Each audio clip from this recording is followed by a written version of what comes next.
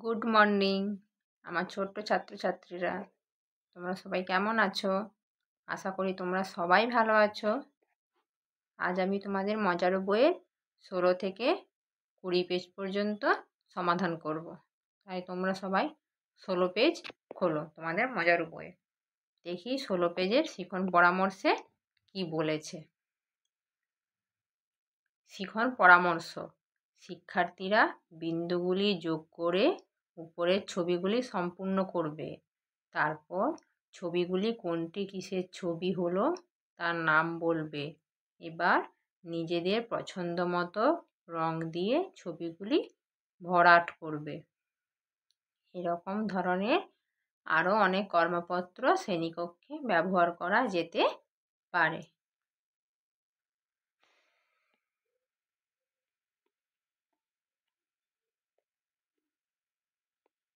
তাহলে 16 নম্বর পেজে কি বলেছে, যেখানে বিভিন্ন আকৃতি বিন্দু বিন্দু আকারে দেয়া আছে, সেই বিন্দুগুলো আমাদের যোগ করতে হবে, দিয়ে কিসের আকৃতি হয়েছে সেগুলোর নাম বলতে হবে। তারপর নিজের পছন্দ মতো রং দিয়ে ভরাট করতে হবে।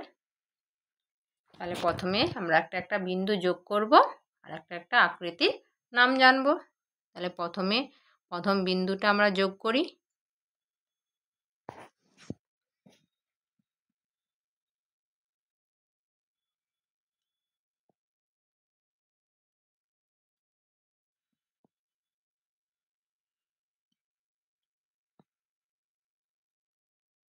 এটা কিসের ছবি বলো দেখি? এটা হচ্ছে আয়তক্ষেত্রের ছবি। আর তারপরে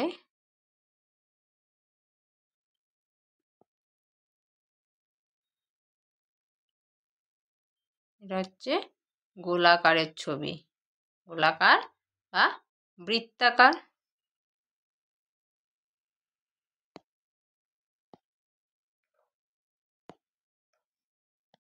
ভালো করে তোমরা গোল করে নেবে, ঠিক আছে? তারপরে কিসের ছবি আছে? ত্রিভুজের ছবি বা তিন কোণা। ত্রিভুজের বা তিন কোণার ছবি। তারপরে আমরা কিসের ছবি দেখতে পাচ্ছি?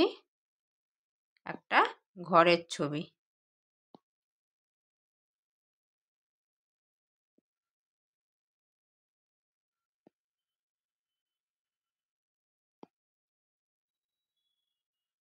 ঠিক আছে, এরকম করে বিন্দুগুলো তোমরা যোগ করে নেবে। পরেরটা কিসের ছবি? তারপরেরটাও একটা ঘরের ছবি।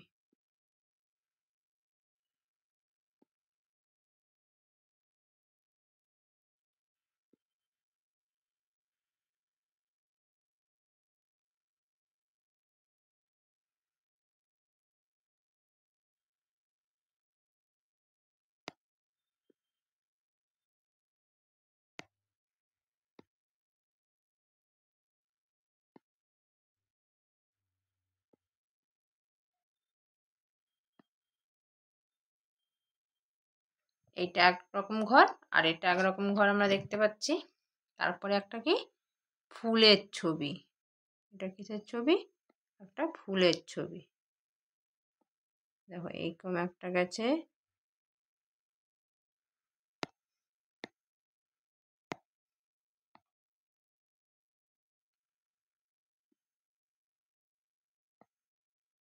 এদিকে একটা আর উপরের দিকে একটা। আর তারপরে বিন্দুগুলা যোগ করলে একটা কিসের হবে? একটা পাখির ছবি হবে। দেখো পাখির এটা পিছনে বিন্দুগুলা যোগ করলে লেজের মতো হচ্ছে।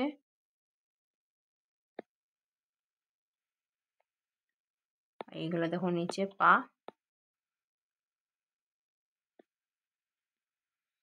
এটা একটা পাখির ছবি হচ্ছে। আর নিচে একটা পশুর ছবি।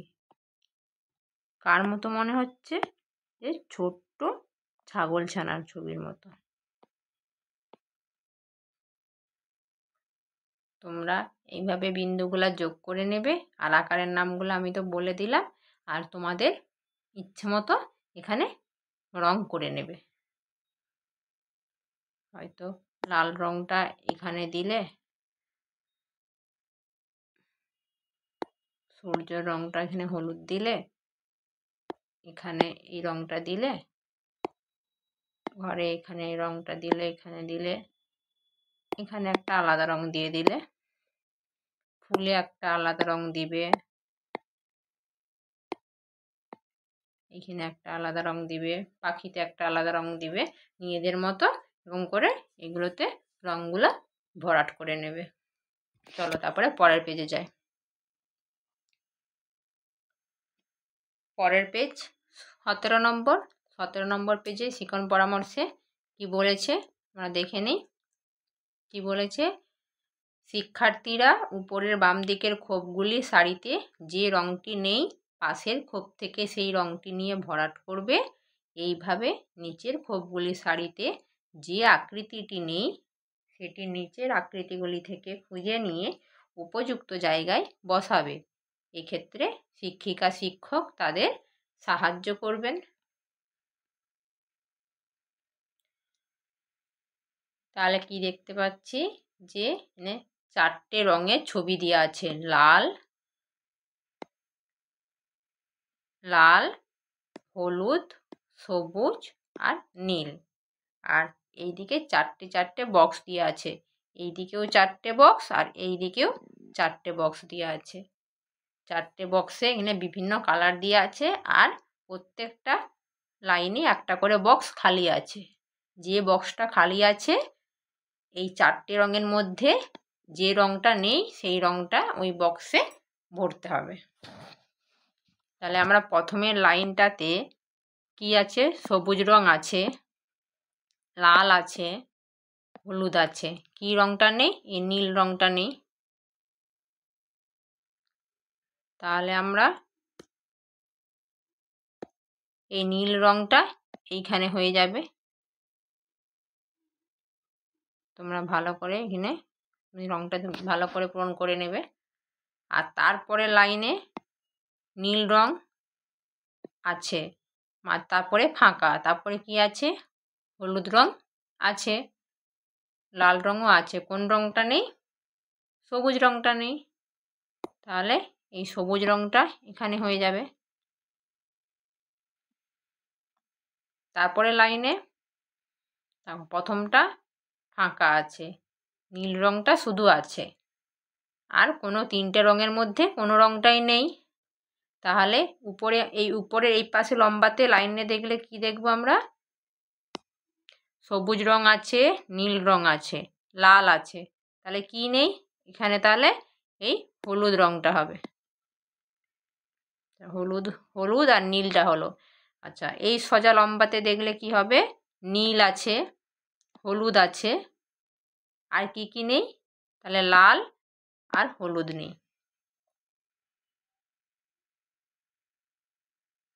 লাল আর সবুজ নেই। তাহলে এখানে আমরা লাল রং করে নেব। তাহলে আমরা এই ঘরটাতে লাল রং করে নেব। তাহলে হলুদ হয়ে গেল, নীল হয়ে গেল, লাল, কি রং থাকলো, সবুজ।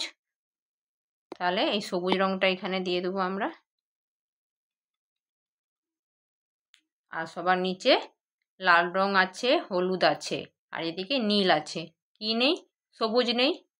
তাহলে এই সবুজ রংটা দিয়ে দেবো। এইভাবে তোমরা এই রঙগুলো এই ঘরে ভরাট করে নেবে। তারপরে চলো নিচে কি বলেছে দেখি।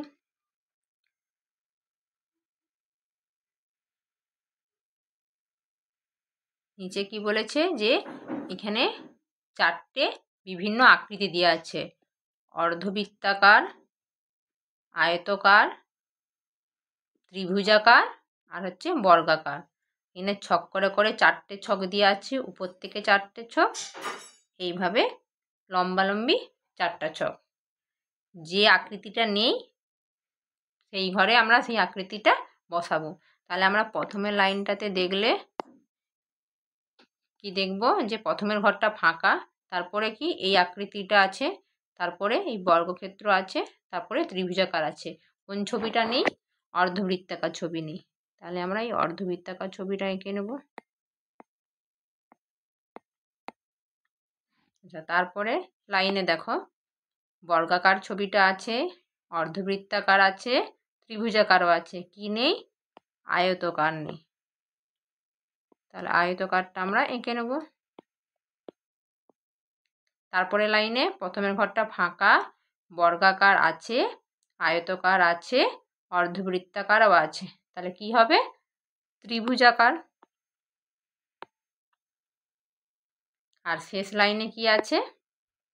আয়তকার আছে, ত্রিভুজাকার আছে, তারপরে ফাঁকা আছে, শেষে বর্গাকার আছে। তাহলে এখানে কি হবে?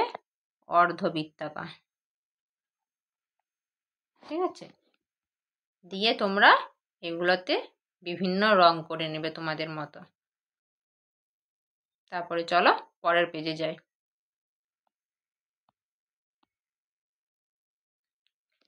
পরের পেজ 18 নম্বর।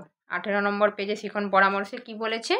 বিভিন্ন আকৃতি দিয়ে গঠিত পাখিটির ছবির উপর শিক্ষার্থীরা পেন্সিল বোলাবে।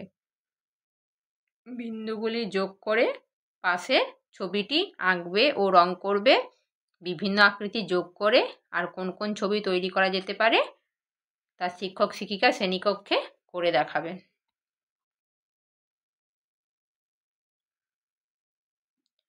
তাহলে আমরা এখানে একটা পাখির ছবি দেখতে পাচ্ছি, তাই না?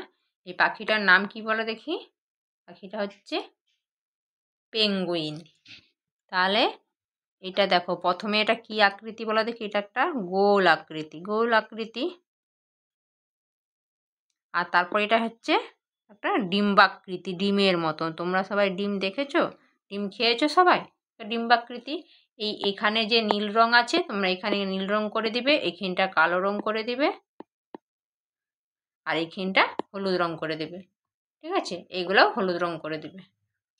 দিয়ে তোমরা এই ছবিটি বারবার আঁকবে, দেখবে এইরকম করে একই রকম পেঙ্গুইনের মতন ছবি হবে।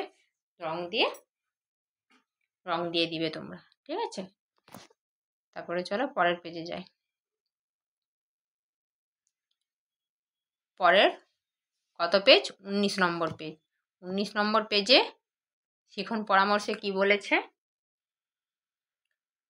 মানুষের শরীরের বিভিন্ন অঙ্গ প্রত্যঙ্গের সঙ্গে, যেমন হাত, পা, আঙুল, নখ, ত্বক, দাঁত, মুখ, চোখ, চুল, গলা, কনুই, কবজি, হাঁটু, শিক্ষক শিক্ষিকা যে শিক্ষার্থীদের পরিচিতি ঘটাবেন। আর এই অঙ্গগুলির প্রত্যঙ্গগুলি কী কাজে ব্যবহৃত হয়, শিক্ষক শিক্ষিকা সে সম্পর্কে শ্রেণীকক্ষে আলোচনা করবে।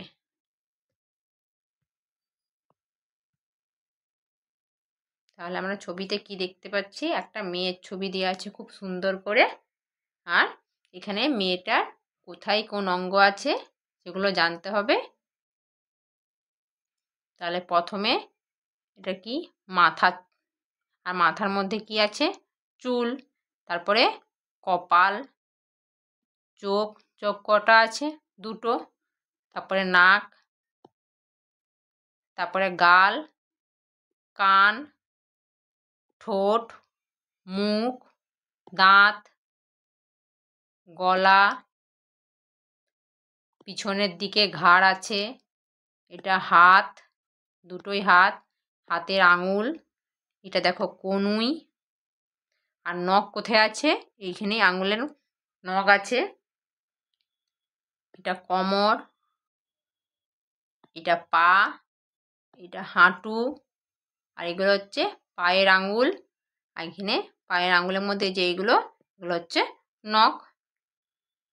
তোমরা সবাই নিশ্চয়ই জানো এগুলো, তোমাদেরও এরকম এগুলো আছে।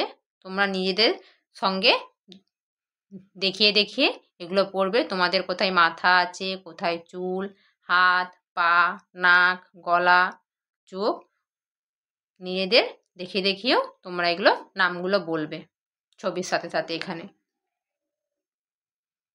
তারপরে চলো পরের পেজে যাই। পরের পেজ 20 নম্বর পেজ। 20 নম্বর পেজে শিখন পরামর্শে কি বলেছে? শিক্ষার্থীরা উপরের ছবিটি লক্ষ্য করবে। ছবিটিতে কে কী করছে তা বলবে, যেমন কেউ গন্ধ শুঁকছে, কেউ স্বাদ গ্রহণ করছে, কেউ গান শুনছে ইত্যাদি। শিক্ষার্থীরা পঞ্চ ইন্দ্রিয়ের নামের সঙ্গে পরিচিত হবে এবং ইন্দ্রিয়গুলি কী কী কাজে ব্যবহৃত হয় তা শিক্ষকের সাহায্যে দলে আলোচনা করবে। তাহলে আমরা এখানে একটা ছবি দেখতে পাচ্ছি, বিভিন্ন রকমের ছবি। কেউ বসে আছে,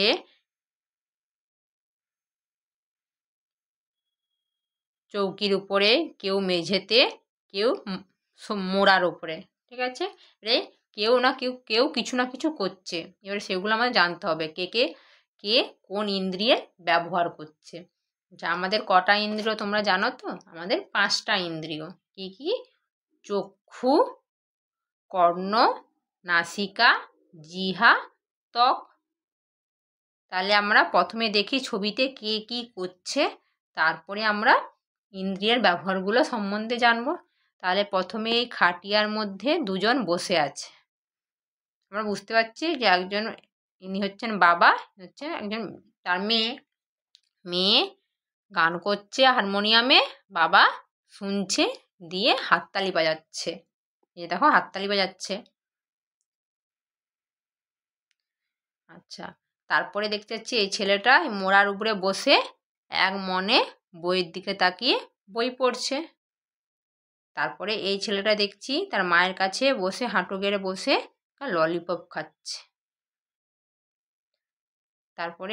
তারপরে দেখছি যে মা বসে রান্না করছে, আর সেই রান্নার গন্ধ এই মেয়েটা নাকে শুকছে, আর ছেলেটা বসে থালাতে ভাত খাচ্ছে। তাহলে এবারে কে কোন ইন্দ্রিয়ের ব্যবহার করছে?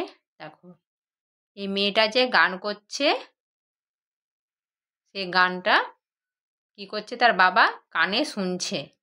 তাহলে এখানে তার কর্ণের ব্যবহার হচ্ছে। তাহলে আমরা কানের ব্যবহার জানলাম ইন্দ্রিয়ের মধ্যে, 5টা ইন্দ্রিয়ের মধ্যে। এবারে তারপরে কি করছে? ছেলেটা বই পড়ছে। আর কি দিয়ে দেখছে বইটা? চোখ দিয়ে দেখছে। তাহলে এখানে চোখের ব্যবহার করছে।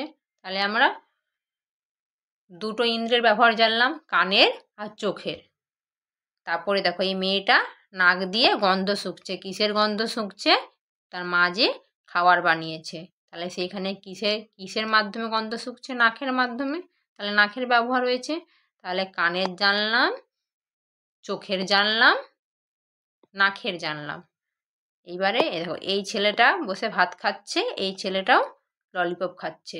জিভ দিয়ে খাচ্ছে তারা। খাওয়ার সময় আমাদের খাবারটা কোথায় যায়? জিভের মাধ্যমে ভেতরে যায় তো। তাহলে জিভ দিয়ে কি হয়? স্বাদ গ্রহণ করা হয়। তাহলে এখানে আমরা জিভের ব্যবহার জানলাম। আচ্ছা, তারপরে মা কি করছে? রান্না করছে, দিয়ে যেটাতে রান্না করছে তাতে হাত দিয়েছে, দিয়ে গরম লাগলো নাকি সে ভাবলো। তার মানে কি? সে হাত দিয়ে গরমের অনুভূতিটা পেয়েছে। এখানে সে ত্বকের ব্যবহার হয়েছে। আর কোথায় ব্যবহার হয়েছে? এই দেখো এখানে যে বাবা হাততালি দিচ্ছে, হাততালি দেওয়ার সময় কি দুটা হাতে হাত লাগছে তো, সেখানেও এটা ত্বকের ব্যবহার হচ্ছে হাততালি দেওয়ার জন্য। তাহলে এখানে আমরা ইন্দ্রিয়ের নাম জানলাম, কিভাবে ইন্দ্রিয় ব্যবহার করতে হয় সেগুলো জানলাম।